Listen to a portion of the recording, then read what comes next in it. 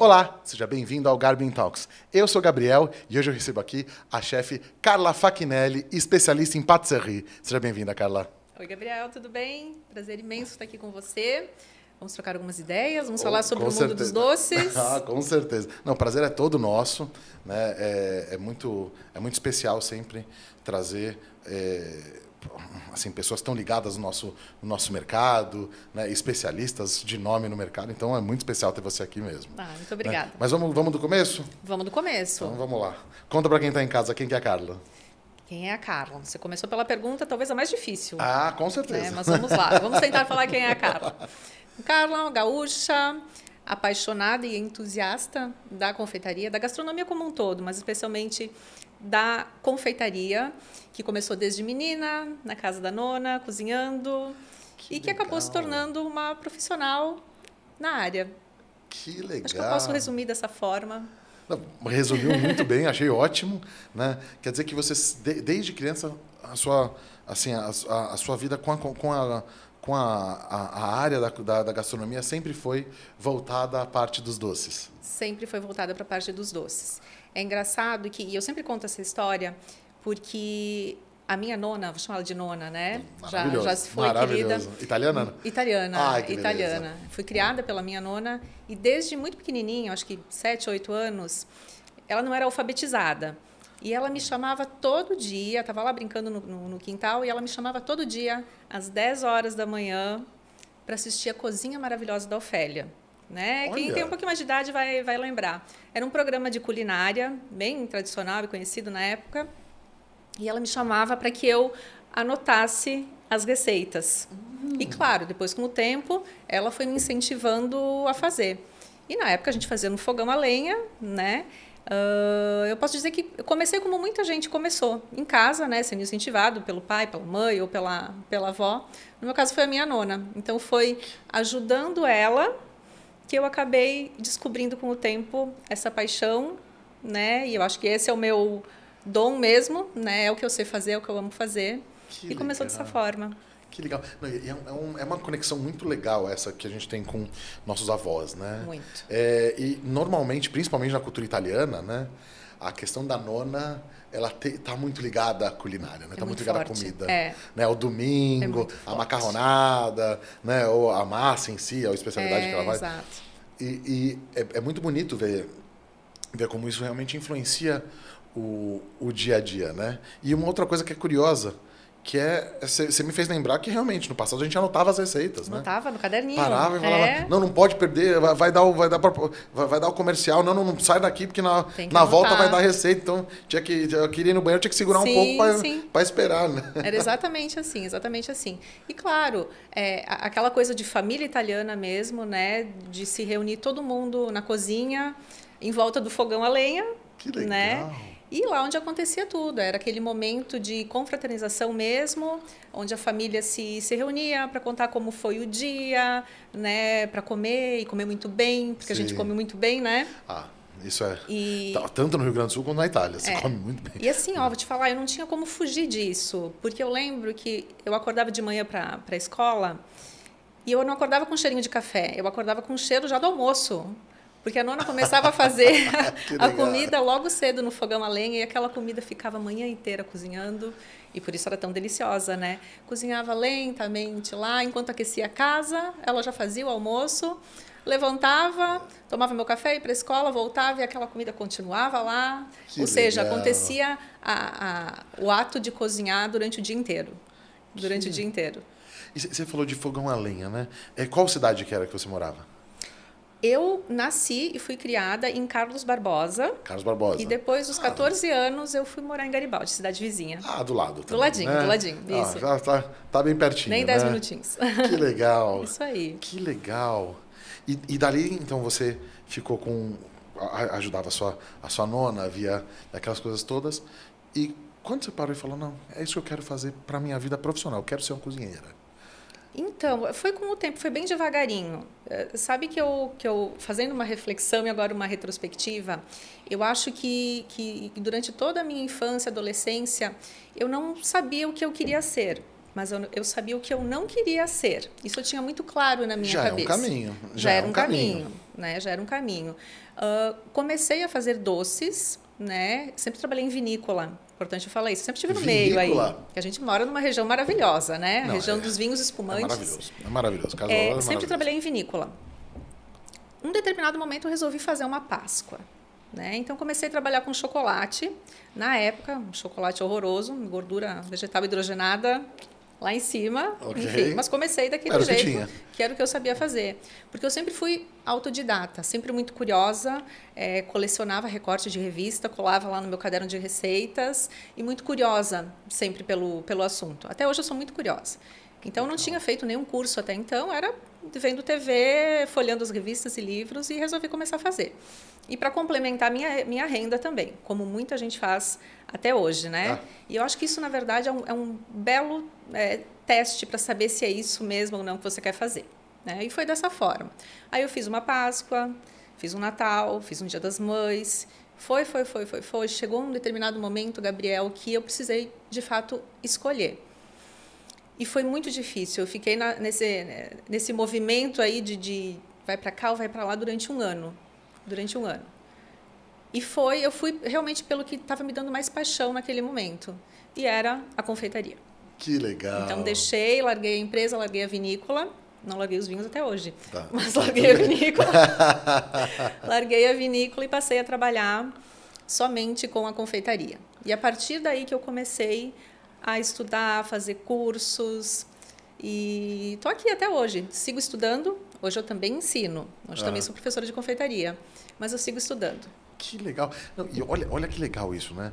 Quer dizer, você foi fazendo até que chega. Esse momento pro empresário é muito complexo. É complexo. Né? Porque, assim, eu tive um momento parecido, né? Em que você vai ter que tomar uma decisão de sair do que até então era uma pseudo-estabilidade. Sim. Né? Porque a gente acha que a gente tem... estabilidade é uma palavra muito complexa, assim, na minha visão. Muito. Né? Não é porque você tem um emprego e você tem um salário caindo no dia 5 que você está estável. Né? Não é garantia nenhuma, né? Na minha opinião, não. Né? Você precisa realmente continuar evoluindo, porque a evolução e está atualizado, está trabalhando bem, está completo, digamos assim, como profissional, vai te dar mais estabilidade aí como profissional mesmo. Exato. Onde você tiver que estar. Né? Se é onde você está, maravilhoso. Se tiver que estar em outro lugar, tudo bem. Mas esse movimento de sair de eu vou ter meu salário para eu vou arriscar é um movimento... É muito difícil. Para mim foi muito difícil. Por isso que eu demorei um ano. E esse um ano foi bem sofrido. Dias eu acordava querendo aquilo... Dias eu acordava pensando, será que eu devo, será que eu não devo? Sabe? Sempre esteve aí, né? Até que um determinado dia eu me joguei mesmo. O empresário brasileiro, ele é assim, né? Na sua grande maioria. Creio que sim, né? Ele é simples, ele sofre desses pontos, porque é uma coisa complexa. Você vai colocar, basicamente, quando você arrisca abrir um negócio... por mais que você tenha confiança em você, né, você está colocando tudo que você criou e tudo que você trabalhou até então em risco total. Totalmente. Né? Você tem risco de comprar negócio e não vender, de não conseguir chegar nos seus objetivos, de não conseguir contratar gente para conseguir dar vazão, ou, às vezes, enfim, arriscar de outros jeitos. Mas é um momento muito delicado. Né? Mas graças a Deus que pessoas como você tomam essa decisão. É preciso, né? Porque é assim que a gente gera emprego, que a gente move o país. Né? E engana-se quem pensa que, olha, então eu vou abrir meu negócio, vou ser dona do meu próprio negócio, vou ser meu próprio chefe, vou trabalhar menos. Muito pelo contrário. Porque quem tem seu próprio negócio não desliga nunca. A verdade é essa, né? A gente fica 24 horas pensando naquele produto, tendo que desenvolver, tendo que criar receita. Então, a gente não para, realmente. E eu vou te falar, eu tenho, durante os meus momentos de insônia, os meus processos criativos acontecem aí. Não, comigo é exatamente igual. E é curioso, né? Porque... A gente abre mão de muita coisa quando a gente toma essa decisão, né? Muito. Eu estava me lembrando agora, recentemente, fui fazer uma viagem aqui de cruzeiro E eu estava me lembrando, eu estava com uns amigos e eles lembraram de um cruzeiro há 15 anos atrás que eles fizeram. E era justamente o primeiro ou segundo ano de empresa, né? E eu não podia ficar uma semana fora. Né? Assim, talvez pelo dinheiro eu até conseguisse me apertar um pouco e pagar na época. Sim. Embora não fosse uma coisa simples, mas eu não fui, né? E me doeu muito, né? Porque assim, estavam todos os meus amigos juntos. E só você não. E eu não estava, né? E aí assim, 2 anos depois eles quiseram fazer outro, né? E aí a situação já era um pouquinho melhor e eu já consegui, né? Ainda estava sob pressão, o pessoal ajudou, Claro. minha equipe já estava com uma equipe minimamente formada, que já estava falando, não, pode deixar que eu cuido disso, eu cuido daquilo, para você poder tirar essa semana. Sim. Porque, assim, eu posso dizer que os primeiros 5 anos de vida profissional, acho que eu tirei essa semana, talvez mais uma, né? Tá vendo? E A gente acredito não que para, a né? minha É a mesma maioria é coisa. isso, né? E você está no lugar, você está com o celular. Sempre. O celular não Hoje em desliga. dia, né, não tem como ficar sem. Não. Né? A realidade, infelizmente, é essa. A gente tem que estar conectado aí, tem que estar ligado. E é difícil desligar. No meu caso, eu vou falar no meu caso, eu não consigo desligar 100%. Eu também não. Não consigo. Então, eu vou sair semana que vem, por exemplo, uma semaninha, né, de férias ou para praia. Eu vou desligar? Talvez no último dia eu vou conseguir desligar um pouquinho, quando está na hora de voltar já, né? Eu confesso que eu fiz uma tática uma época que me facilitava um pouquinho isso, que era trabalhar o fuso. Tá. Então, assim, quando você está num lugar que o fuso é diferente, pelo menos você tem 4 horas lá onde está tudo fechado aqui ainda. Sim, então, sim. eu tinha um tempinho ali que eu me desconectava um pouco mais. Só que mesmo assim, essa desconexão ela é uma coisa que está muito longe do empreendedor, né? Porque a gente tem que se preocupar com tantas coisas, é muita gente para se pegar. Por mais que eu tenho que agradecer muito meu time, porque eles sempre trabalham e muitas vezes eu tomo bronca às vezes deles. Né? Eles falam, eu estou cuidando, não me liga. Né? Relaxa. E não estão errados, eles estão certos. Faz um pouco de vício. Acho que talvez eu possa usar até a palavra vício mesmo, né? De você ficar sempre acompanhando, sempre eu tenho que estar disponível para, se precisarem, Sim. eu estou aqui. Sim. Né? Para ajudar uma coisa ou outra. Né? Para mim, sempre foi muito difícil, e eu consegui relaxar nos últimos anos, sempre foi muito difícil delegar. Eu sou muito chata, exigente, vamos mudar. Tá. Eu sou muito exigente no que eu faço. E para mim sempre foi muito difícil delegar funções. Sempre tive ajuda, né, depois de um tempo. Né? De início era tudo eu sozinha. E conseguir confiar a alguém que faria aquele doce perfeito do início ao fim, com a embalagem, o lacinho. O lacinho tem que ser assim, tá? E não pode ser menos do que isso. E na minha cabeça, não, só eu consigo fazer. Só eu consigo fazer. Eu acho que muitas vezes eu não dei oportunidade suficiente para a pessoa mostrar, de fato, eu não insisti tanto, né, para a pessoa, de fato, treinar e mostrar que também ela seria capaz. Sim. E hoje, voltando, se eu pudesse voltar no tempo, eu teria feito diferente. Mas isso faz parte mas isso faz parte da jornada do empreendedor, eu acho que tem um processo, né? Hoje eu consigo olhar mais de fora. Estou sempre na cozinha, sim, continuo na cozinha até hoje, mas eu consigo sair, olhar de fora e confiar que lá dentro está acontecendo tudo direitinho. Mas demorei. Não, mas é normal isso, porque pensa assim, você teve um processo para você aprender aquilo. Sim. Você teve que passar por um processo para aprender a delegar. Aprender a delegar não é fácil. E vou te falar, talvez esse seja um dos grandes problemas que empresas, quando elas estão ficando de médio porte, de pequeno para médio porte, elas começam a ter. Sim. Porque você começa a ter a ter que delegar partes vitais do negócio.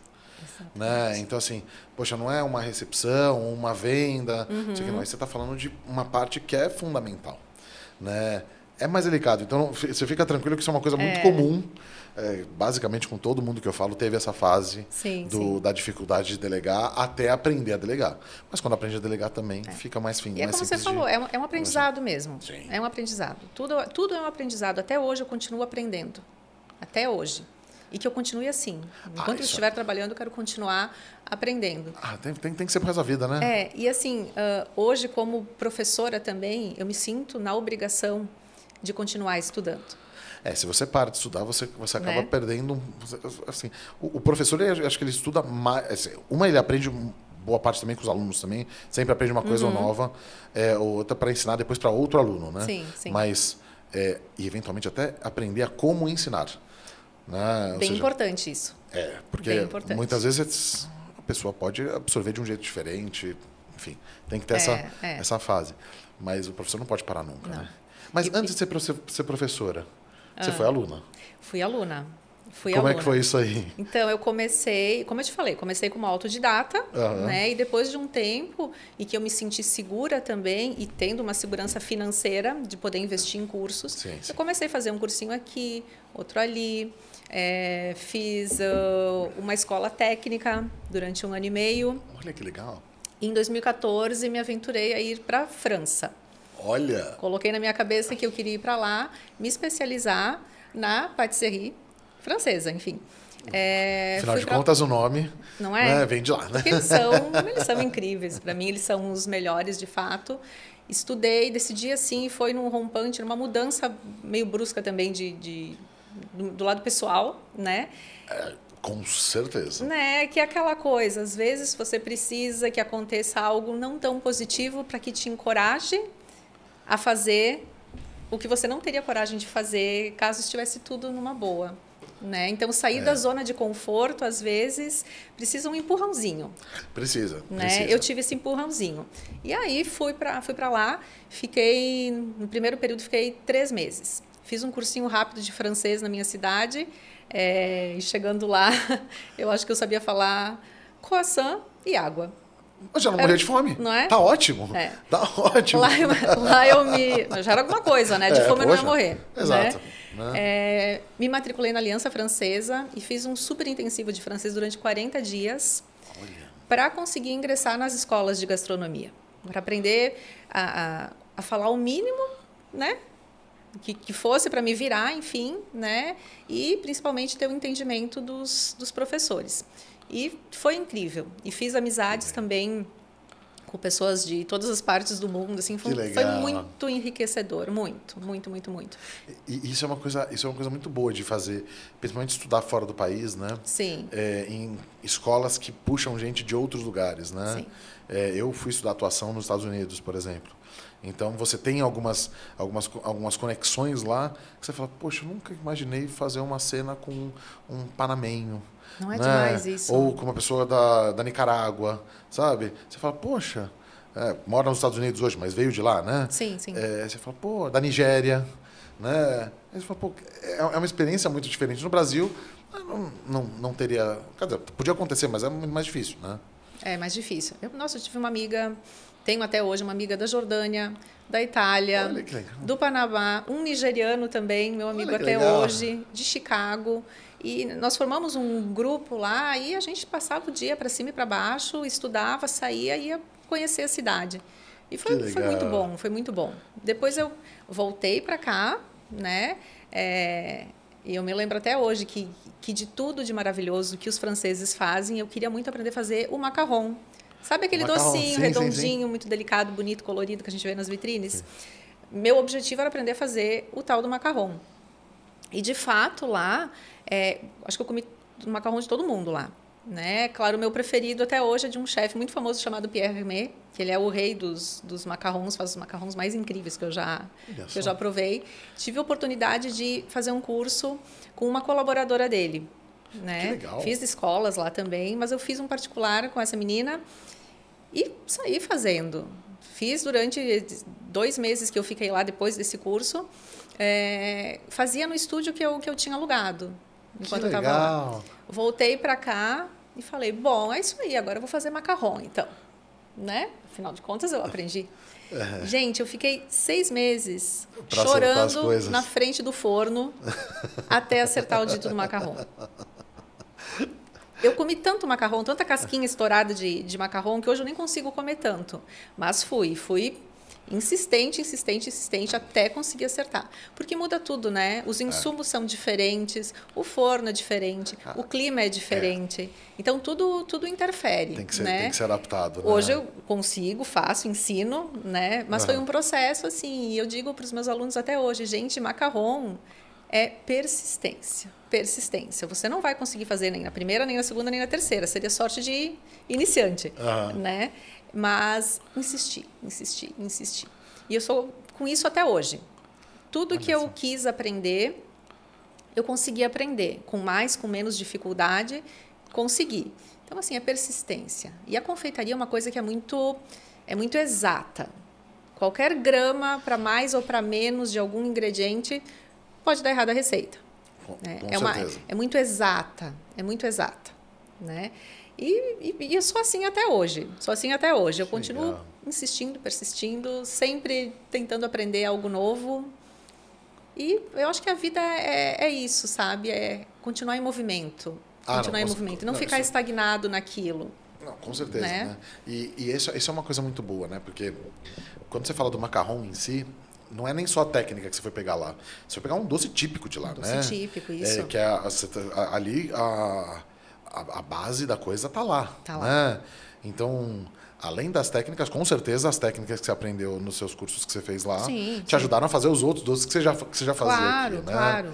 Então, talvez também inspirar a fazer novas criações, misturando as duas coisas e tal, né? Com certeza. Isso também eu falo nas minhas aulas. Domine as técnicas. Conheça todas as técnicas. E com elas, depois, você vai colocar a sua essência, a sua identidade e vai criar o seu próprio produto. Sim, tem os clássicos que são clássicos, eu acho que ninguém tem que mexer, né? Mas você pode criar muita coisa nova dominando a técnica. Por que isso é assim? Por que isso é assado? Né? E desenvolver. Você sabe que, assim, eu adoro brigadeiro, né? E eu sempre fui aquele que falava, não, brigadeiro é o brigadeiro de chocolate. Brigadeiro de chocolate. Aí eu paguei a língua no de pistache. Pistache. O de pistache me pegou. É incrível, né? Até o de pistache eu estava resistente ao de chocolate. O de pistache eu fui obrigado a falar, tá bom. Eu também sou apaixonada por pistache. E sabe que enquanto eu estava lá, comi todos os doces que eu pude comer, né? E quis apresentar para os meus amigos que estavam lá o brigadeiro. Primeiro que é uma dificuldade encontrar o leite condensado. Eles praticamente não usam. Eles não gostam do leite condensado como um emulsificante, que é o que a gente usa aqui no Brasil. Ele vai em várias receitas, porque ele tem esse poder de emulsificar muitas coisas, né? Fiz o tal do brigadeiro lá. Corri, eu acho que uns 5, 6 supermercados, encontrei o leite condensado e fiz. Odiaram. Sério? Os franceses odiaram, acredite. Eu fiquei tão frustrada, porque eles acham o brigadeiro muito doce, assim como eles acham o pudim muito doce. Metidos, né? Porque o doce francês, ele não é muito doce. Não leva muito açúcar. E aí eu apresento uma coisa que é extremamente doce. Né? Extremamente doce. Então não agradou aquele paladar. Olha, porque todo mundo que eu amigos meus, eu não tenho muitos amigos da França. Sim. Né? A verdade seja dita, os meus amigos da França, por acaso, nunca vieram me visitar aqui no Brasil. Mas os que vieram de fora sempre adoraram. Coxinha, feijoada, churrasco e brigadeiro. Eu dei azar, então, com o brigadeiro. Não fui aprovada no quesito, mas deixa eles. Né? Vou te falar que eu nem gosto tanto assim de macarrão. Mentira, brigadeiro, adoro. É uma delícia. Enfim. E esse é um ponto que é delicado, né? Lidar com frustrações. Porque assim, você tá lá empolgada para mostrar um negócio, ela fala, eu não gostei tão doce. Fala, então, faz como? Né? E foi, realmente, para mim, foi frustrante. E eu te falo que até hoje, quando eu preparo algo para alguém, o que a gente espera quando a gente prepara um alimento para alguém? A gente espera que a pessoa goste, espera um elogio, né? Espera que, no mínimo, a pessoa diga, ai, que bom que ficou. E quando não vem isso, ou quando vem o contrário disso, é frustrante. Mas a gente tem que estar preparado para isso. Né? Afinal, gosto é gosto. Você pode gostar de brigadeiro, eu posso gostar de macarrão, né? Você pode não gostar, eu posso não gostar. E tá tudo bem, né? Exatamente. Tá tudo certo. Mas é delicado como profissional você lidar com frustração. Sim, é muito difícil. Né? Porque uma coisa é você fazer isso, já é ruim quando você faz isso na sua família. Sim. Né? Ou com amigos e tudo mais. Poxa, fez uma macarronada que seja um bolonhesa ali. Aí o pessoal, não gostou tanto assim, ficou... E às vezes você errou na mão mesmo, ou sei lá, o pessoal tem um paladar diferente. Ficou muito salgado para alguma pessoa, não sei. Mas já é frustrante. Agora, pô, você está lá estudando, Sim. fazendo tudo, se dedicando em outra língua, Em outra língua. né, que já não é fácil. Né? Eu não diria que os franceses são são um povo tão distante da gente também, em matéria de jeito de lidar com pessoas, etc. Né? Sabe que eu acho um pouquinho. Eu acho que quando a gente vai para Portugal, para Espanha e para Itália, eu me sinto bem em casa. Certo. Assim, né? Na França, eu me sinto quase em casa. Não me sinto tão. Quando vai para os países mais ao norte, ali, da Alemanha para cima, eu já sinto um pouco mais de distanciamento. Assim, a cultura eu já sinto um pouco mais de diferença. Não sei E sabe que tem essa coisa que o francês é um povo metido, arrogante e tudo mais. Eu sou suspeita, assim, eu defendo os franceses. Eu acho que não é que ele não é um povo arrogante, é um povo extremamente polido. Ou seja, se eu não te conheço muito bem, eu não tenho o direito de avançar essa linha aqui, né? E as regras, que eles chamam as regras de politesse, a polidez. Você tem que ser educado. É bom dia, boa tarde, por favor, obrigada. É obrigatório isso. Obrigatório. E às vezes aqui a gente conhece a pessoa, sim, já 2 minutos de conversa já fica íntima e já acha que não precisa falar essas coisas, né? Não, lá é regra mesmo. E se você não utiliza essas regras de polidez, automaticamente ele te responde com aquela cara torta. E acho que é por isso que vem essa fama já de longa data. A questão do francês também. Você não sabe falar francês, eles não vão te receber bem. Não mais. Foi preciso... eu não tive esse problema. Não, eu também não... foi preciso, de alguns anos para cá, justamente para quebrar esse... Como é que se diz? Esse rótulo, né, de povo metido, foi necessário que eles mudassem também. Hoje em dia você entra em qualquer lugar lá e você vai ser atendido por um atendente falando inglês. Sim. É bem simples, já não... Tem uma coisa que uma vez, eu não lembro quem que me falou, mas não foi quando eu fui para a França. Eu peguei essa mania e eu comecei a fazer em todos os lugares. Né? Então, quando eu vou para um país que não tem a língua de inglês como a principal, o espanhol, né, e tudo mais, eu aprendo a falar, eu não falo a sua língua na língua. Sim, sim. Né? E pergunto para a pessoa, falo que sou brasileiro e pergunto para a pessoa se fala inglês. Isso já mostra, né? Eu não tive problema nenhum na França para conversar, para ser muito sincero. Né? O que eu senti muitas vezes é que alguns franceses já tinham alguma dificuldade, principalmente estar na estação de metrô, sim. ia perguntar para um segurança, tudo mais. Eu sentia que às vezes tinham alguma dificuldade no inglês, mas sabiam, mas talvez tivesse vergonha de falar. Foi o que eu senti. Sim, tá? sim. Mas sempre me ajudaram em todos os pontos. Sim, então eu não tive nenhum problema. Eu acredito que assim, as pessoas de mais idade já têm um pouco mais essa barreira aí, ou até por não dominar o francês, o inglês, desculpa. Pode ser também. Eu não tive problema, por isso que eu defendo eles. Acho que chegando com as regrinhas as regrinhas de educação, as básicas, né? Bom dia, por favor, obrigada. Eu acho que já está... Não, você sabe que a gente tem alguns mitos também que a gente tem aqui no Brasil, né? Então, o pessoal de Curitiba, por exemplo, falam que também são metidos. Todo mundo que eu conheci de Curitiba foram incríveis comigo. Assim. Eu nunca tive esse problema.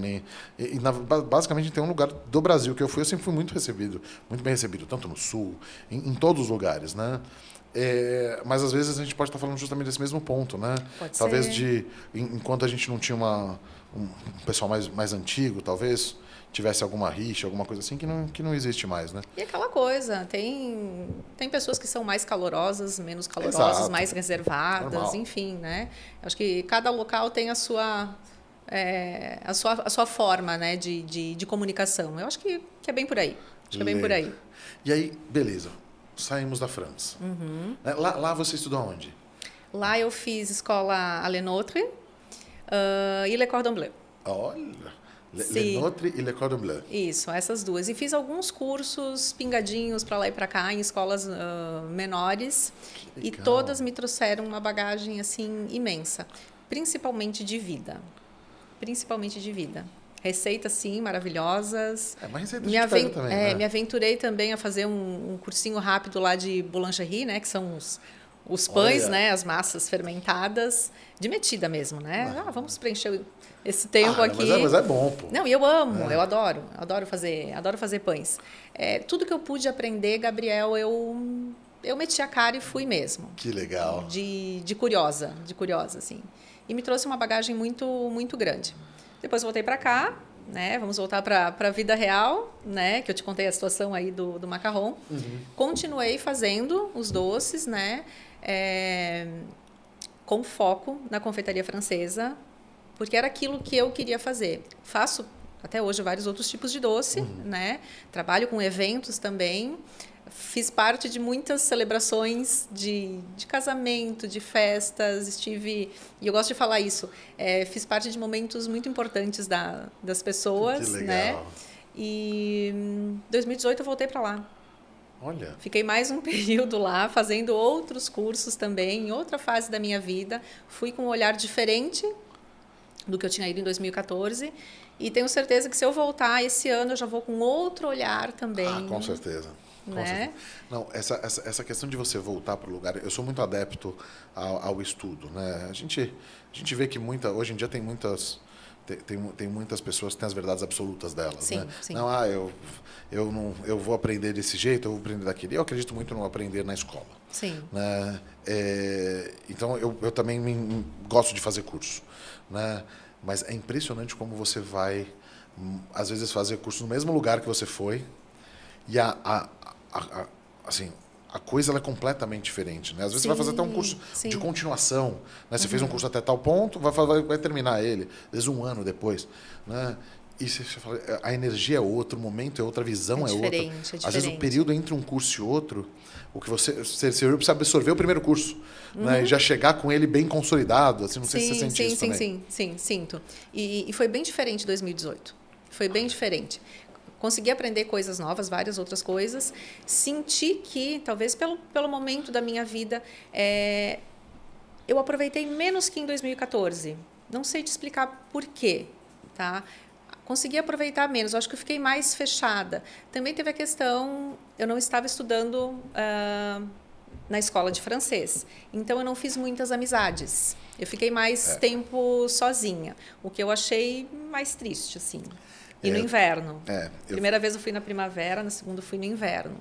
Então, eu fiquei mais fechada, né? Mas fiquei esse período lá, depois voltei e comecei a trabalhar no Senac como professora de confeitaria. Olha que beleza! Eu sou formado no Senac também. É mesmo? Fiz o curso lá também. Olha que legal. Muito legal. Fiquei um período trabalhando como professora do Senac. Depois ingressei numa empresa de chocolate belga, onde eu trabalhei como instrutora durante 4 anos, mais ou menos. Legal. Hoje eu sou chefe parceira dessa empresa. E esse período que eu trabalhei nessa empresa de chocolates foi bem importante para mim também, porque me abriu muitas portas em várias cidades, me proporcionou contato com muitas pessoas que me procuraram depois para estudar, fazer cursos particulares também. Então, essa empresa também foi uma grande escola para mim. Tem um carinho imenso e me proporcionou um crescimento assim, gigantesco. Não, e você falou um tema que é um tema, a gente consome chocolate quase que diariamente, se não diariamente, né? Sim. Mas o preparo e o tempero do chocolate, então, ele não é tão simples quando dizem, né? Não é tão simples assim. Chocolate, eu digo sempre que é um capítulo à parte, bem à parte da confeitaria, porque ele tem várias peculiaridades, né? Você falou do tempero, né? A tal da temperagem do chocolate. E a gente precisa respeitar, eu digo o que tem lá na embalagem. Tem que respeitar aquilo, tem que aquecer até tanto, baixo até tanto, né? Por quê? Eu mesmo, quando comecei a trabalhar com chocolate nobre, e tem diferença, só para quem não entende. Só para quem não entende. A gente tem o chocolate nobre, né? Que tá lá bonitinho com manteiga de cacau, e tem a cobertura, que é feita à base de uma outra gordura, tá? Que é uma gordura fracionada. São produtos diferentes. Chocolate, aqui é mais chocolate, mas a gente ainda chama a cobertura de chocolate também. Não sabia. Aqui na cobertura eu só derreto o chocolate, vou lá, modelo uma barrinha, um ovo de Páscoa, que seja, tá tudo bem. Quando eu estou trabalhando com chocolate nobre, eu sempre falo que a gente tem que trabalhar 3 pilares: tempo, temperatura e movimento. Por quê? Quando eu compro o pacote de chocolate lá da fábrica, ele vem, seja em barra ou em gotinhas, ele vem cheio de cristais estáveis. Então, tudo que compõe o chocolate, que é o cacau, algum saborizante, leite, enfim, tudo que compõe aquele chocolate está tudo juntinho aqui. A partir do momento que eu aqueço ele, para que ele derreta e eu transforme ele num outro produto, esses cristais todos se separam. Se eu derreter o chocolate simplesmente, tentar modelar ele, utilizar, ele não vai endurecer, ele não vai ficar com um brilho, ele não vai ficar com o que a gente chama de snap, que é o crocante quando a gente quebra. Chama snap? Snap. Que então legal. tem que dar aquele clequezinho, né? Legal. Eu tenho que movimentar esse chocolate, por isso tempo, temperatura e movimento. Eu tenho que ter uma temperatura mínima para me dar tempo de movimentar esse chocolate na pedra, para que tudo volte a se unir. Então, aquele pessoal todo que se separou lá quando eu derreti, tem que juntar tudo. Se eu fizer isso, e eu preciso fazer isso, vou ter um chocolate brilhante, crocante, como ele tem que ser. Mas é obrigatório respeitar essas temperaturas. E aqui, se eu falar um pouquinho agora sobre o guru da Tramontina, Podemos. ele me ajuda com isso. Por quê? Eu preciso ter uma temperatura controlada para trabalhar com chocolate. E isso o guru me apresenta. Ou seja, ele vem como um grande facilitador para quem também trabalha com chocolate. Confeitaria, no modo geral, eu digo que ele é um sous-chefe aqui. Olha, gostei na desse cozinha. ponto. Ele é um sous-chefe. Olha. Então, ele vai te ajudar com muita coisa. Muita coisa. Imagina, ele vem já com balança, né? Controle de temperatura e é uma placa de indução. Ou seja, eu tenho 3 coisas que são fundamentais para quem trabalha com confeitaria num único produto. Tá? E eu fiz vários testes com chocolate e é incrível. O resultado é incrível. Ele ajuda muito, muito, muito, muito. Nossa, isso é muito bom, né? Porque, quer dizer, se você tem... Porque realmente é um pouco complicado, assim, a gente falar... eu vou derreter ele, por exemplo, geralmente se derrete no banho-maria, né? No banho-maria ou no micro-ondas. Hoje em dia é micro-ondas. Mais micro-ondas. Mais micro-ondas, sim. Tá.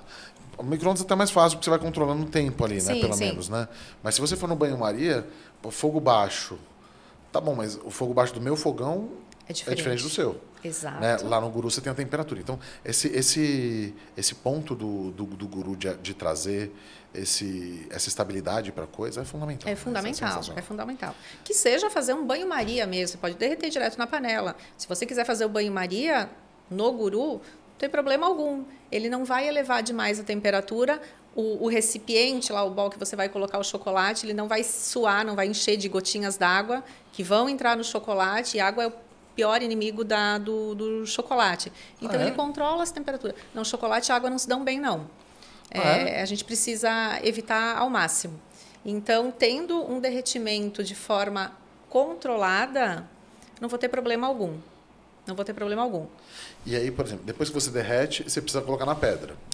Você pode fazer a temperagem do chocolate ou por tablagem, que é quando a gente coloca na pedra, ou por adição, que é o quê? Eu derreto uma parte de chocolate e vou colocar o chocolate sólido, vou mexendo, porque ele está cheio de cristais estáveis aqui, que eu falei. Tá? Então, aqui eu tenho o chocolate aquecido derretido, aqui eu tenho gotinhas de chocolate, um pedaço de chocolate cheio de cristais estáveis, eu vou acrescentando e vou mexendo até esse chocolate ficar na temperatura ideal de aplicação, que é em torno de, depende do chocolate, 28, 29 graus para o ao leite branco e 31, 32 graus para o chocolate meio amargo.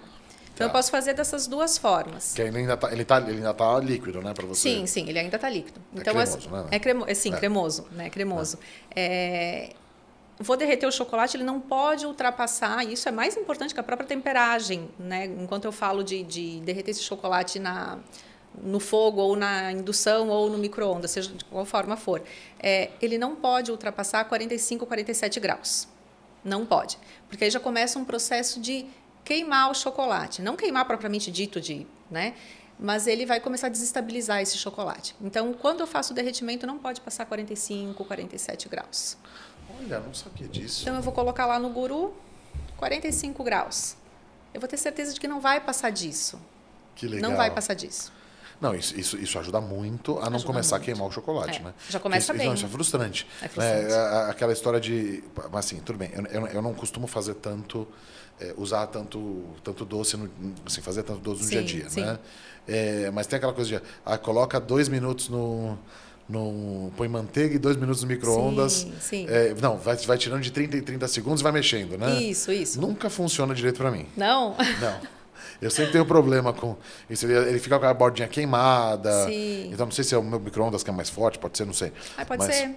Mas eu sempre tive essa dificuldade para fazer esse derretimento e funcionar bem, sabe? Sim. É diferente de, por exemplo, quando vai fazer a própria massa de um bolo, alguma coisa assim, que eu já consigo seguir uma receita um pouco mais à risca, assim, sabe? Como eu te falei, Gabriel, a confeitaria ela é muito precisa, assim, ela é muito delicada e dificilmente na cozinha quente a gente tem essa chance de corrigir, né? Corrige o sal, corrige aqui e ali. Eu acho que é mais fácil, né? De você não perder uma receita, tá? Na confeitaria é mais difícil. É difícil consertar algum erro, assim. Ela é muito exata. Por exemplo, se eu falar em açúcar, um único ingrediente sendo colocado em temperaturas diferentes, ele vai ter resultados diferentes. 102 graus, mais ou menos, é aquela calda, tipo calda de compota, sabe? Sei. Se eu vou a 112, 115 graus, eu tenho aquela calda que começa a fazer um pontinho de fio, que é a calda que eu utilizo para fazer macarrão, por exemplo. E que se eu colocar 118, 119 graus, já passou do ponto, meu macarrão já vai dar errado.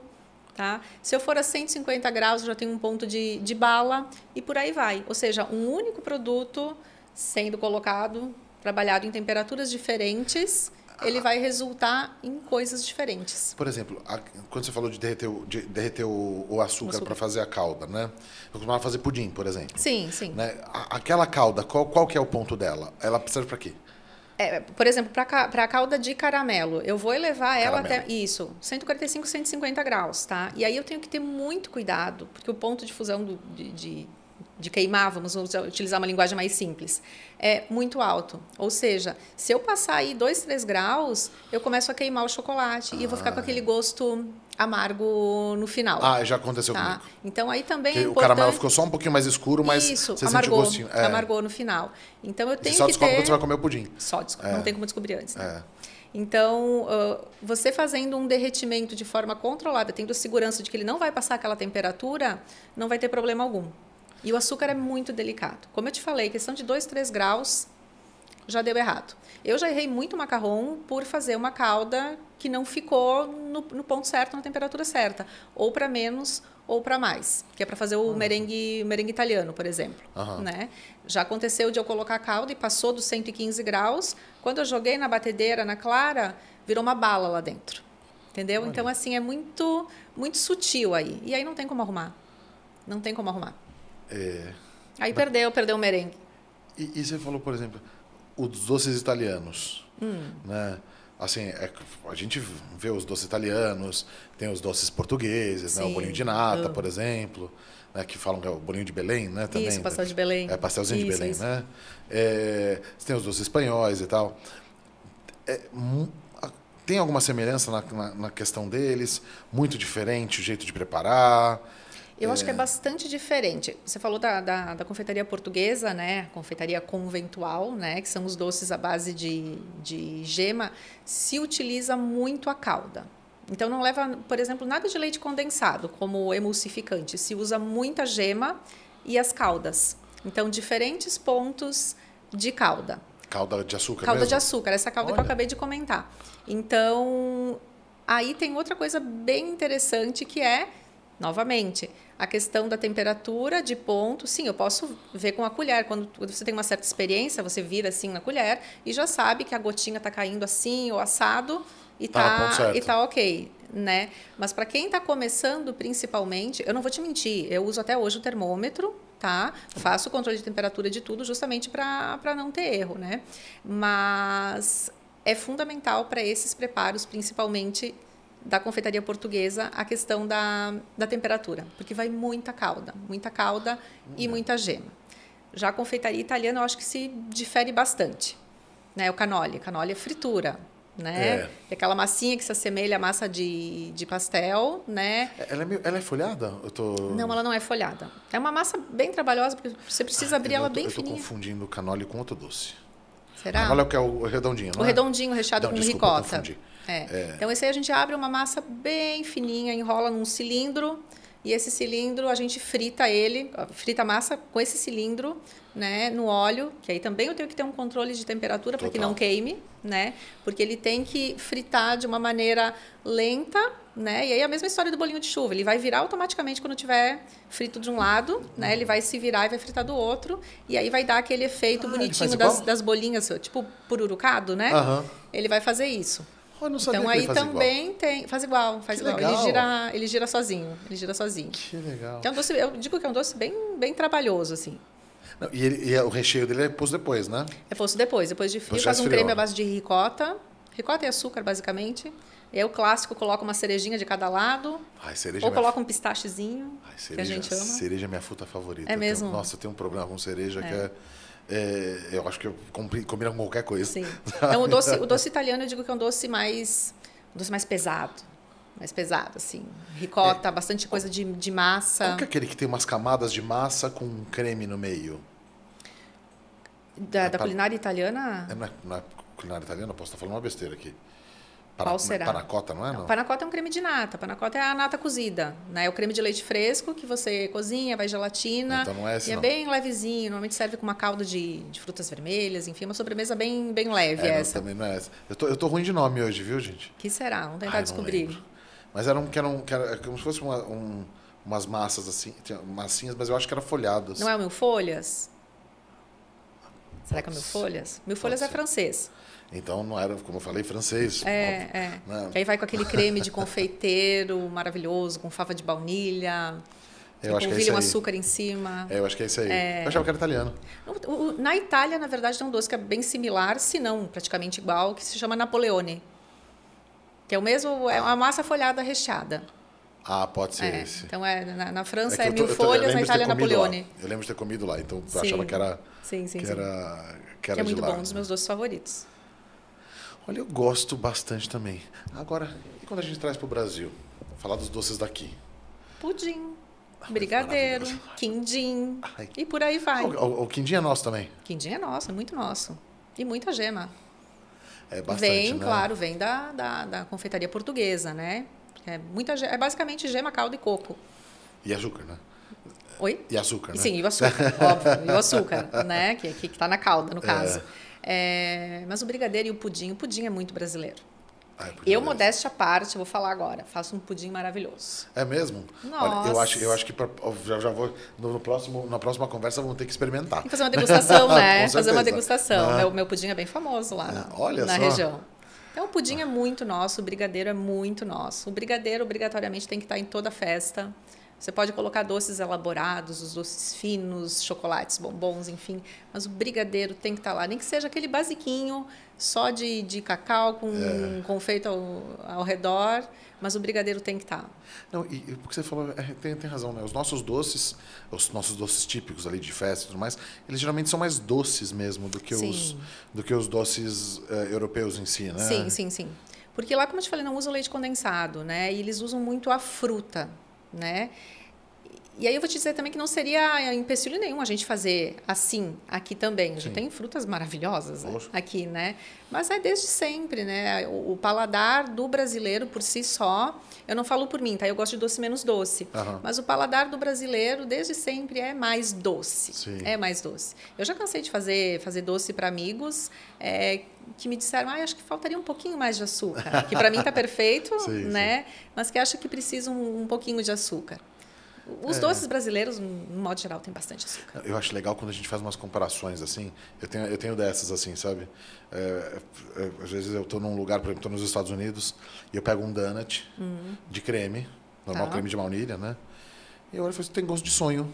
Eu falo, é sonho, só que copiaram nós. Mas de certa forma, é um sonho. É muito parecido, né? É muito parecido, a massa é muito parecida.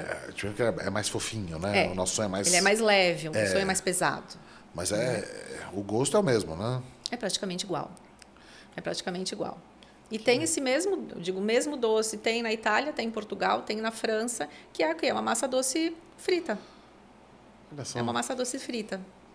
Não, e essa parte é incrível da gastronomia, né? Porque você consegue ter um universo de coisas em cima só de sobremesas. Só de sobremesa. Né?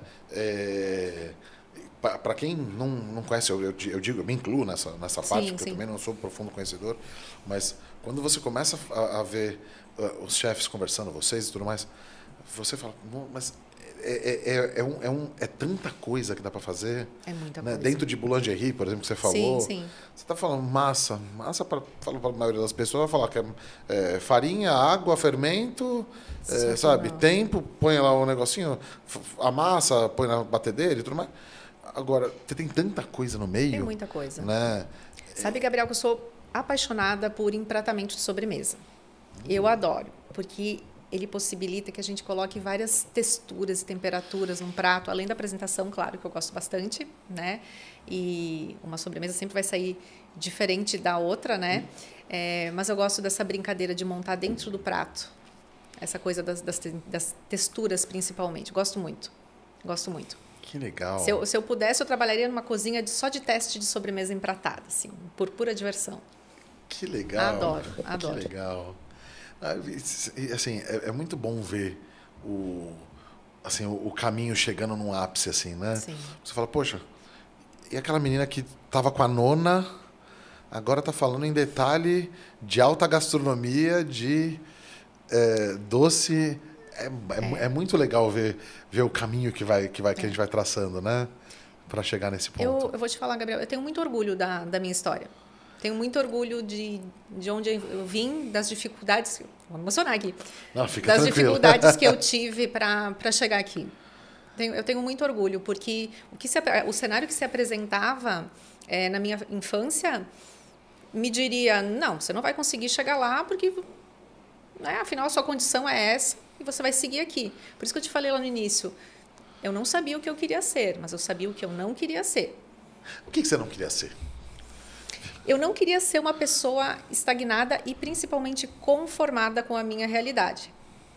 Eu queria mudar aquilo. Olha, isso é muito profundo. Eu não queria ser conformada. Eu não sou conformada até hoje, assim. Se tem alguma coisa que não está legal, claramente, vou lá e batalho e mudo, sabe? E eu digo que deu certo. Eu falo que eu sou meu próprio case de sucesso. Porque eu fiz a minha história acontecer. Eu concordo totalmente com isso. Concordo totalmente. Porque isso é uma coisa, a gente sabe de onde a gente veio. Sim. Mas a gente luta para chegar em outro lugar. Né? Então, assim, a gente, às vezes é isso, a gente não sabe nem onde a gente quer chegar. Sim. A gente sabe que a gente não quer ficar onde a gente estava. Exatamente. Né? Isso eu sempre soube. Isso é muito legal. Foi isso que me guiou sempre. Foi isso que me guiou. Não, você sabe que teve uma vez eu estava vendo, acho que foi quando o Brasil ganhou a segunda Olimpíada de vôlei masculino. E eu lembro por causa do bairro, que era um bairro próximo do meu bairro, né? E acho que era o Serginho, que era um dos jogadores era o líbero da seleção brasileira de vôlei. E estavam perguntando para ele, falou, pô, você ganhou 2 vezes a Olimpíada, né, e tudo mais. E ele falou, não, eu sou filho, aí ele falou o nome da mãe dele, que eu não me recordo, né, de Pirituba, sabe? Ele é aquele garoto, negócio. E é isso, a origem dele foi, o cara chegou no topo do mundo. Sim. Né? Assim, quando a gente está nesse nível, o cara tava lutando com gente que teve uma estrutura para chegar no lugar. Óbvio que podem ter suas dificuldades nos seus países, etc. Sim, normal. Mas, a priori, pelo menos o que a gente vê, tem caminhos tem mais incentivo, talvez, um pouco mais de estrutura para chegar lá. Sim. Mas isso não quer dizer nada. Isso quer dizer que só que o nosso caminho pode ser um pouco mais difícil para chegar. Com a gente certeza, pode alcançar. com certeza. E também você pode ter a melhor condição do mundo. Se você não tiver obstinado a fazer acontecer, se você não tiver força de vontade, não vai acontecer. Não vai acontecer. E é triste ver pessoas assim, né? É triste. Quando acontece, você olha e fala, poxa, essa pessoa tinha tudo para avançar, mas ela perde pela mesma, né? E perder para nós mesmos é uma coisa que não dá. Por isso que eu digo, eu tenho muito orgulho, assim, e olhando para trás, claro, hoje eu tenho a possibilidade de trabalhar com um produto aqui. Daria tudo para voltar atrás e comer o doce de abóbora da minha avó, tendo ela aqui comigo. Sim. Sabe? E são sabores assim que, se a gente fechar os olhos, a gente volta no tempo. Com certeza. No tempo. E acho que esse é o legal da cozinha. A cozinha nos remete, os gostos, os cheiros nos remetem a momentos, a lugares. Isso é a parte mais legal da cozinha. Ela transporta a gente. Total. O paladar é uma coisa incrível, né? É. Esse negócio de transportar. Você sabe que eu já usei isso em personagem. Para entrar mais num personagem que era mais infantil e etc., precisava buscar algumas coisas assim em usar o paladar para trazer isso. Ou seja, comer doce de criança, que eu comia quando era criança, sabe? Esse tipo de coisa. Para trazer essa coisa, trazer aquelas emoções, tentar trazer aquela referência de volta, buscar para compor o personagem. Memória, né? Muito memória. Muito. Inclusive tem a frase, tem aquela cena icônica do Ratatouille, né? Que é o cara provando no final e lembrando dele comendo com a nona. Ele né? foi transportado. Né? Isso é uma coisa que acontece com a gente sim. Sempre quando a gente pega um negócio diferente que devolve a gente para a infância, sim. né? Para mim, os sabores, os cheiros daquela época da minha infância são muito vivos na minha memória. São muito vivos. Eu digo que a comidinha feita pela minha nona no fogão a lenha, não tem restaurante de luxo desse mundo que faça melhor. Me conta. Top 5 doces favoritos da Carla. Vamos lá. Só 5? Só 5. Quer 7? Vamos lá. 1000 folhas. Incrível. Macarrão. Brigadeiro. Quindim e pudim. Olha! Tá vendo que tem muito doce brasileiro aqui, né? Pudim. Nossa, quindim. Eu gosto de todos. Tem sagu com creme também, que é nosso lá, e assim vai, né? Mas são os meus favoritos esses. São os meus favoritos. Você sabe que tem um... qual que é o nome daquele? Que é o que você bate, tem a casquinha de açúcar por cima, que é um creme brulee. Creme brulee, maravilhoso. Assim, são duas sobremesas que eu sempre peço quando tá num restaurante assim, que eu gosto bastante. Ou é creme brulee, ou é o creme de papaya com licor de cassis. Isso é maravilhoso também. Nossa senhora, maravilhoso. Também gosto, também gosto. E o creme brulee é aquele charme, né, de quebrar a casquinha também. Né? Compra pela casquinha, vai. Não, a primeira vez que chegou, eu nunca vou esquecer essa. Eu era recém-contratado de uma empresa, né? Eu era comercial, trabalhava vendendo. E aí chegou, né, ele na minha frente, e eu olhei ele fica meio queimadinho em cima, né? E eu peguei a colher, mas eu pedi o creme brulee porque meu chefe tinha pedido. Eu não sabia o que era. Né? Ele pediu, ele falou, eu vou querer um creme brulee. Eu falei, eu quero o creme brulee aqui também. Eu não fazia ideia do que era, nunca tinha experimentado. E aí eu esperei chegar nele, porque eu não sabia como comer. E ele estava lá conversando, né? Sim, não ia. Conversando, eu conversava também. Né? Aí quando eu vi ele batendo e quebrando... Estou esperando aqui.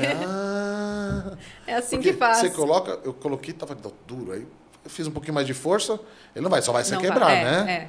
Esse, vou te falar que essa foi uma coisa curiosa. Esse também faz parte dos meus favoritos. Faz parte, é muito bom, muito bom. É muito gostoso. A sementinha da baunilha também lá dentro. É bom demais. Muito bom, muito bom. Muito bom. Comer é muito bom.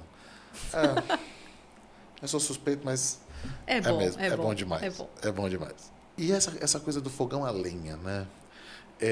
Por exemplo, é uma coisa que hoje em dia não é muito menos comum se usar, sim. Né? Mas ainda tem momentos ali que alguns aficionados optam por usar. Hoje você ainda usa eventualmente um fogão a lenha ou está muito longe? Não. Isso ficou na época. Desafio. Fica a dica. Fica a dica. Né? É legal ter essa referência, né? Sim. Ainda tem as nonas lá na região, lá na Serra, que usam durante todo o inverno. Então, sempre usaram para aquecer a casa, para secar a roupa. Isso também é uma imagem muito clara aqui na minha cabeça.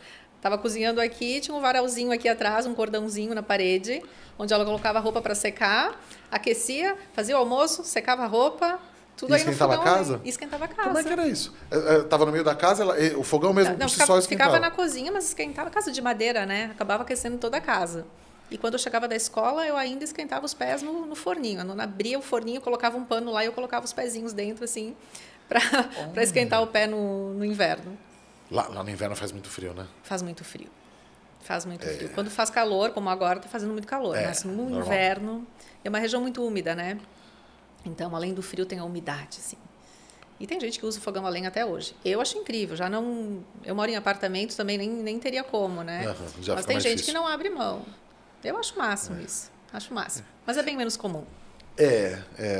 Hoje é uma coisa mais para realmente aquela coisa nostálgica, Nostálgica, né? nostálgica. Já fica mais exclusivo nesse Sim, caso, sim. né? E você sabe uma coisa que na região que você mora, até lá, eu fui na fábrica da Tramontina já algumas vezes, Sim. né? Uma das coisas que me surpreendeu muito foi a culinária local, né? Porque isso é uma coisa que para quem está aqui em São Paulo, a gente tem uma oferta de restaurantes, de gastronomia aqui que na verdade, poucos lugares do mundo entregam o que São Tem Paulo tudo, entrega né? quanto a isso, É né? incrível aqui. Eu acho sensacional. E é legal você ir lá e ver, obviamente, menos opções, mas as opções são muito boas. Assim, eu comi super bem lá em todo lugar que eu fui, né? A gente come muito bem lá. A gente come muito bem. Não teve nada que eu peguei. Até a pizza que eu comi lá, olha, vou te falar que dá para contar nos dedos as pizzas que eu comi fora de São Paulo que foram boas. É mesmo? A dela esse lugar foi lá de Carlos Barbosa, foi muito boa. Sim. E vai pegando um pouco também de como a cidade trata isso, né? Sim, sim. A polenta, por exemplo. Polenta tem a mesa de todo italiano lá, descendente de italiano. A polenta tá lá, seja a polenta para comer com molho, com galinhada, seja a polenta brustolada, que a minha nona fazia na chapa do fogão, né? Olha. Colocava lá, a gente faz na frigideira, enfim, nas outras chapas, mas ela fazia em cima do fogão a lenha. O galeto, o galeto é né? Uma salada de radite. É bom Radite também. com bacon, Sim. né? E bastante vinagre. A massa, né? Uma boa pasta em todo No lugar. Rio Grande do Sul, o churrasco também não é o E que- muita carne. é o que- E muita é o que carne. não Tudo passa acompanhado, vontade, né? tudo acompanhado de um bom vinho. Né? O vinho tem que só dar uma seguradinha aqui. Tem que dar uma seguradinha. Que eu gosto muito, aí complica um Eu pouco. também gosto bastante. Eu vou te falar que eu demorei muito para começar a gostar de vinho. Mesmo? Né? Eu vou te falar, deve fazer 1 ano e meio que eu comecei a tomar vinho. Eu não sei se... Dizer que aprendeu a tomar vinho é um pouco complexo, mas eu acho que foi isso que aconteceu comigo mesmo. Porque antes eu tomava... Para mim parecia que era tudo muito parecido, assim. Entendi. Eu ainda vejo uma semelhança e tal, mas hoje eu gosto muito mais, eu sinto um pouco mais as diferenças. Sim, sim. Né? Então, hoje eu gosto do Merlot, Tá. né? Um negocinho mais assim e tal. E aí eu acabo me empolgando e... Eu já gosto de tomo vinho bastante. encorpado. E vinho carregado, assim. É um Cabernet. Um viu, Taná, também pelo menos um a diferença eu já Merlot, sei. um Malbec. Malbec é muito bom também. É muito bom, muito bom. né? O Carmenère é mais suavinho, né? Um pouco mais suave. Nem tanto, Cabernet nem tanto. Né? Um Merlot, aí um Pinot, é mais levinho. É mais olha só. levinho, isso. E a gente tem de tudo um pouco lá. Mas a gastronomia é bastante voltada para a culinária italiana. E é isso. Massa, polenta, galeto, né? É o que está sempre nas mesas de todo mundo lá. E temos ótimos restaurantes lá também hoje. Que legal. E como é que começou essa parceria com a Tramontina? Então, foi em contato com o Felipe, né? Aham. Que me apresentou o guru. Me disse, olha aqui, fica com o guru aqui um tempinho, testa ele, depois me conta. Faz uns preparos aí de confeitaria e me conta como foi. Tá? Aham. Comecei a fazer uns preparos. Primeiro que eu achei incrível, justamente pelo que eu te falei antes, né? Tem balança, tem controle de temperatura, que eu já achei o máximo. Faço tudo aí, né? E fiz algumas receitas sem um acompanhamento no aplicativo. Fiz, deu super certo, ficou maravilhoso. Fiz algumas receitas que estavam lá no aplicativo, porém eu fiz do meu jeito, enfim, né? Por ter o conhecimento. Mas eu tive a real noção, Gabriel, do que é o guru quando eu me permiti, de fato, ser guiada pelo aplicativo. É surreal, né? É surreal, chega a ser assustador, porque aí eu querendo atropelar algumas etapas, ele não volta, é aqui. Ou seja, assim, não é desculpa não saber cozinhar, ele realmente vai te guiar do início ao fim num preparo. E tem receitas maravilhosas. Eu fiz a crepe Suzette, fiz os profiteroles e dá muito certo. Agora, realmente, eu tive a noção do que é o guru sendo guiada. Aí eu entendi do que ela é capaz. Não, e tem um doce que está na minha lista para fazer do guru, que eu não fiz ainda, que é a Carolina. Sim, na verdade é o mesmo, né? O profiterole e mesmo? Carolina, sim, eles têm a mesma massa. O que muda de Carolina, profiterole, eclair na verdade, a forma dele. Tá? A gente chama de pata choux, a massa choux, que é uma massa que você faz primeiro na panela, depois leva para assar. Esse preparo que a gente faz na panela e que fica incrível utilizando o guru, ele permite, por não queimar, né, você não corre o risco de queimar, secar o máximo possível aquela massa, tá, que depois ela vai receber ovos, tá, e a gente pinga, né, numa assadeira e leva para assar. Ou seja, eu vou tirar o máximo de líquido dessa massa, né, vou deixar evaporar o máximo possível de líquido, para que ela entre no forno e seque bem, porque ela tem que ficar uma massa bem oca, Sim, né, e super seca para depois poder rechear. E dá super certo, dá super certo. Olha. Ou seja, a gente consegue fazer desde uma receita basiquinha, né, um creme básico, creme para comer com sagu, né, até um preparo mais elaborado, mais sofisticado, com mais técnica, você também consegue fazer no guru. Ou seja, você é entusiasta ou profissional, ele vai te atender. Que legal. Ele vai te atender. Que legal. Não, e esse tratamento, né, essa conexão que a Tramontina tem com a comida, ela ajuda bastante a gente, principalmente aqueles profissionais. Porque o que você precisar da base lá de utensílio e tudo mais, você encontra lá na Tramontina, pelo menos. Né? Tem tudo. Eu tenho o privilégio de morar lá do ladinho. Inclusive, fui criada ao lado da Tramontina. Ah, na fábrica? Lá, minha nona morava do lado. Que legal. Me criei lá. E é muito pertinho, né? Então, qualquer coisa, 10 minutinhos está lá. Né? Não, tem tudo, de fato. Para São Paulo, 10 minutinhos você está lá, você mora do lado. Do lado. Né? Então, e a cidade, com todo respeito, óbvio, é uma cidade pequena, sim, né? Sim, então você vai muito rápido para qualquer lugar, né? Sim. Ou seja, lá desde, de fato, uma colherinha até uma super panela, fora a linha de eletros, e tem absolutamente tudo. Absolutamente tudo. Que legal. Então, na verdade, eu tomei conhecimento do guru, voltando um pouco, né? Através do Felipe, de fato, que me apresentou. E eu já estava vendo algumas coisas, algumas pessoas utilizando e postando no Instagram, né? E na minha cabeça era mais uma placa de indução. E eu já trabalho com placa de indução há muito tempo, né? Utilizo as placas da Tramontina. E quando ele me apresentou o guru, eu achei que interessante. Vamos lá, vamos testar esse negócio, né? E me apaixonei. É muito legal. É muito legal. E tanto que eu falo para as minhas alunas agora, já utilizo nas aulas, inclusive, e elas acham o máximo, justamente, porque quando eu vou te falar, por exemplo, se você me perguntar o que eu preciso para começar na confeitaria ou trabalhar com chocolate, você precisa obrigatoriamente de uma balança e de um termômetro. Obrigatoriamente. Tá? Tem isso aqui, num único eletro. Isso é demais. Isso é. Não, o guru é sensacional. As duas coisas mais importantes para a confeitaria ele tem. Olha que legal. Isso eu vou te dizer que é obrigatório. Obrigatório. Principalmente a questão do peso também.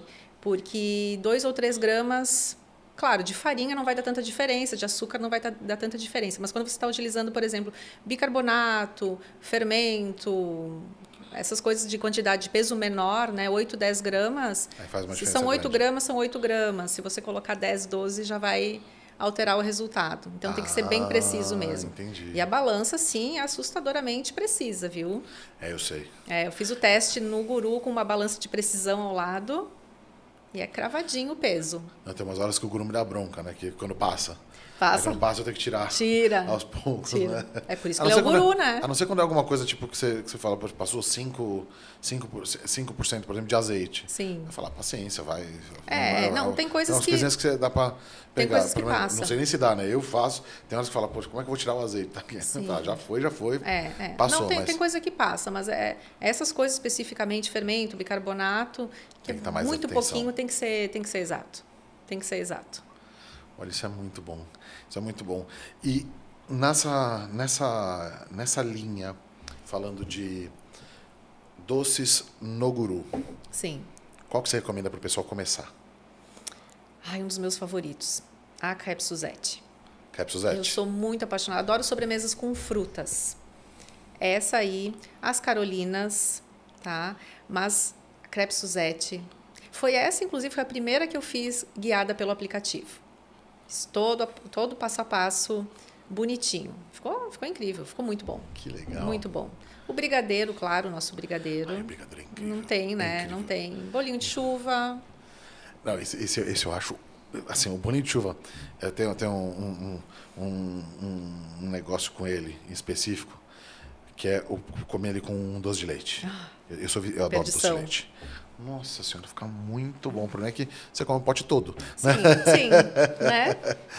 Tem que estar com mais gente, doce de né? leite. Sim. É muito. E no Sul você encontra doce de leite de excelentíssima qualidade, né? Lógico. Até tá perto o Rio Grande do Sul também fabrica bons doces de leite, né? Fabrica também. Tem uma queijaria na cidade lá que faz um doce de leite maravilhoso, que é do ladinho da Tramontina, inclusive. É um doce de leite mais suave, sabe? Mas muito gostoso. Olha, então a próxima vez que eu for lá... Atravessa a rua e vai na queijaria. Na queijaria eu quero... E o pudim, né? E o pudim passa lá no meu ateliê, avisa antes, tá? Avisa antes, não tem problema nenhum. Passa lá para comer o pudim. Está convidado. E me diz uma coisa, como é que está a região? Porque ano passado foi uma região que sofreu muito ano passado por causa das chuvas, né? E tudo mais. Como é que está lá? Então, eu vou te falar, estando lá, eu não fui atingida, né? A região lá onde eu moro não foi atingida, graças a Deus, mas o entorno todo foi realmente destruído. Foi levado pela água. Foi muito triste o que aconteceu. Demorou bastante tempo para as coisas voltarem ao normal, mas hoje, graças a Deus, a gente está entrando numa normalidade. O Vale dos Vinhedos, lá, que é super conhecido, né, em todo o país, demorou para voltar a receber turista, e eles vivem do turismo, né? Assim como Gramado, Canela, vive do turismo, né? E aeroporto fechado, e as cidades daquele jeito, né? Mas eu fiquei muito feliz agora no feriado, fui passear no Vale e ver os hotéis lotados, as vinícolas lotadas, cheias de turista. Isso é muito bom. Nossa, aqueceu o coração, porque durante muito tempo... Meu próximo período de repouso eu vou marcar uma ida lá. Porque vamos lá. É muito bom ver isso, porque o povo gaúcho é um povo muito guerreiro, né? Nossa. E assim, deu para ver a distância, a gente pôde ajudar do jeito que dava, né? O país inteiro nos ajudou. Foi lindo de ver a mobilização. Foi lindo, assim, porque realmente... vou te falar, eu mesma, nos primeiros dias, assim, estava chovendo bastante, mas já vai parar. E aquilo não parava, e não parava, e não parava. E quando a gente viu, já tinha ido tudo. Foi assustador aquilo. É inacreditável que a água tenha subido tanto.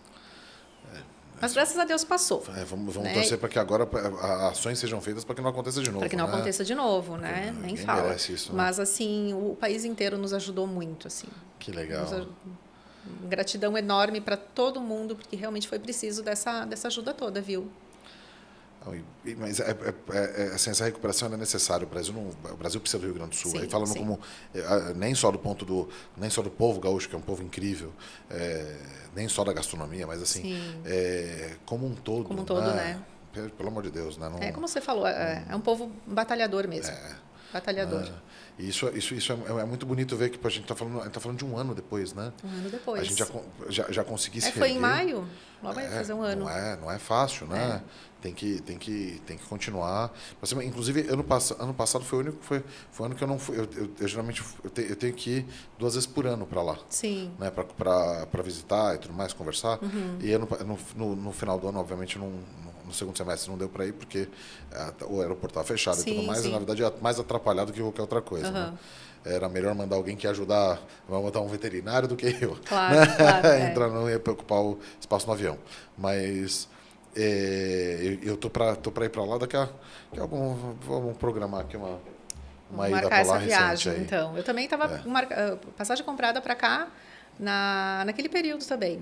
Eu venho constantemente buscar conhecimento aqui em São Paulo e conhecer novidades, enfim, sempre tem uma cafeteria nova, uma confeitaria nova.